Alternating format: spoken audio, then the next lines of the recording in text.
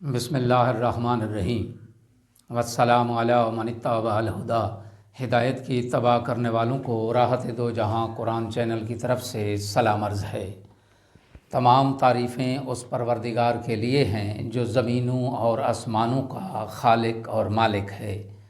لاکھوں درود و سلام ہوں محمد و آل محمد پر۔ صاحبان ایمان سامعین کرام، ہمارے آج کے سبق کا موضوع ہے سورہ آل عمران کی آیت نمبر 14۔ تو آئیے پروردگار کے پاک نام سے اپنے سبق کا آغاز کرتے ہیں۔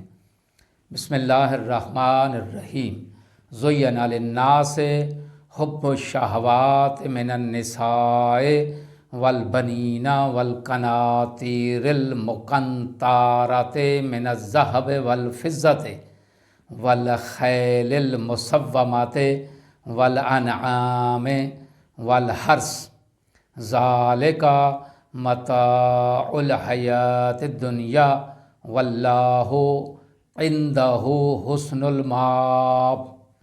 آیت کا ترجمہ: لوگوں کے لیے خواہشات نفس کی رغبت، مثلاً عورتیں، بیٹے، سونے اور چاندی کے ڈھیر لگے خزانے، عمدہ گھوڑے، مویشی اور کھیتی زیب و زینت بنا دی گئی ہیں۔ یہ سب دنیاوی زندگی کے ساز و سامان ہیں اور اچھا انجام تو اللہ ہی کے پاس ہے۔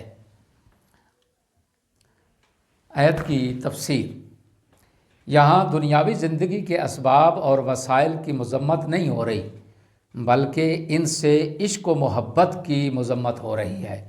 بالفاظ دیگر متاع زندگی اور سامان حیات کے بارے میں موقف درست کرنے اور ایک غلط فہمی کو دور کرنے کی بات ہے۔ دنیاوی زندگی کے مال و متاع کو اصلی مقصد قرار دے کر اگر اس سے محبت کی جائے تو اسلامی تعلیمات کے مطابق یہ قابل مذمت ہے، لیکن اگر مال و متاع کو ایک اعلیٰ اور عرفہ مقصد کے لیے وسیلہ اور ذریعہ قرار دیا جائے تو اس کی نہ صرف یہ کہ مذمت نہیں، بلکہ قرآن پاک نے اسے لفظ خیر سے تعبیر فرمایا ہے۔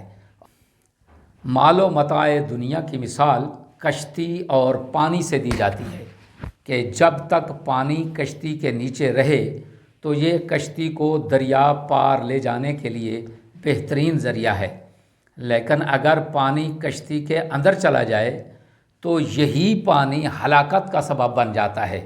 اسی طرح دنیا کے مال و متاع کو وسیلہ بنایا جائے تو بہترین ذریعہ سعادت ہے، اور اگر مال و دولت کو مقصد بنا لیا جائے تو یہ مال انسان کو ہلاکت کی طرف لے جائے گا۔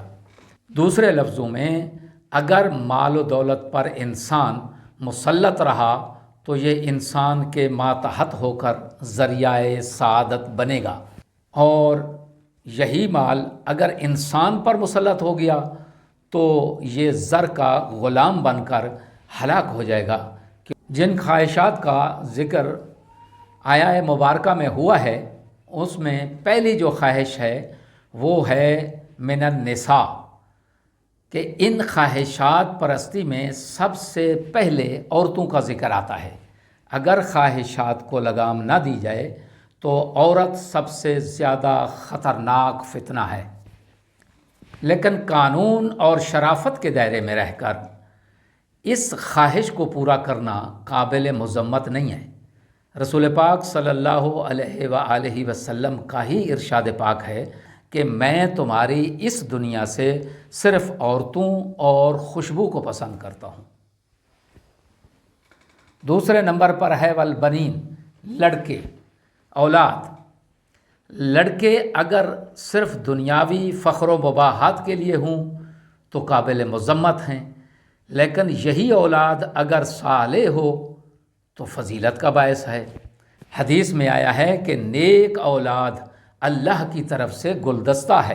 اور تیسرا پوائنٹ جو ذکر ہوا ہے وہ ہوا ہے والقناطیر المقنطرۃ، اس مال کی مذمت کی گئی ہے جس میں خود مال مقصد ہوتا ہے اور اسے ذخیرہ کیا جاتا ہے، اور اس حب مال کی وجہ سے ملک کا سرمایہ چند لوگوں کے ہاتھوں میں مرتکز ہو جاتا ہے۔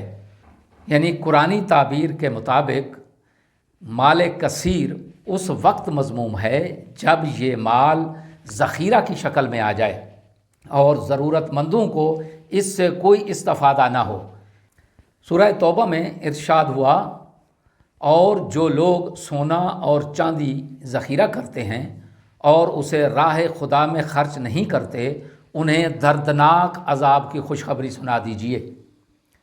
آگے دولت سمیٹنے والوں کے ذرائع کا ذکر ہے، اور وہ سونا، چاندی، عمدہ گھوڑے، مویشی اور کھیتی باڑی کا ذکر ہے۔ یہی سونا چاندی راہ خدا میں خرچ کرنے کے لیے، عمدہ گھوڑے جہاد کے لیے، مویشی اور کھیتی باڑی اپنی معیشت کے لیے ہو تو ان میں کوئی مذمت نہیں ہے، بلکہ ان میں فضیلت ہے۔ آیت میں بیان ہونے والے اہم نکات: پہلا نقطہ یہ ہے کہ دنیاوی نعمات سے فائدہ اٹھانا حرام نہیں ہے، بلکہ انہیں اصلی مقصد قرار دینا ممنوع ہے۔ دوسرا نقطہ یہ ہے کہ دنیاوی مال و متاع کو نجات آخرت کا ذریعہ بنانے کی واحد صورت یہ ہے کہ انسان اپنے اندر متقین کے اوصاف پیدا کرے۔ اور تیسرا نقطہ یہ ہے کہ عمل کی درستگی عقیدے اور نظریے کی درستگی پر موقوف ہے۔ آخر میں دعا ہے کہ خداوند عالم ہمیں دنیاوی نعمات سے نوازے اور ہمیں ذخیرہ کرنے جیسے گناہ سے محفوظ فرمائے، اور دنیاوی مال و متاع کو ذات آخرت بنانے کی ہمیں توفیق عطا فرمائے۔ وآخر دعوانا ان الحمد للہ رب العالمین۔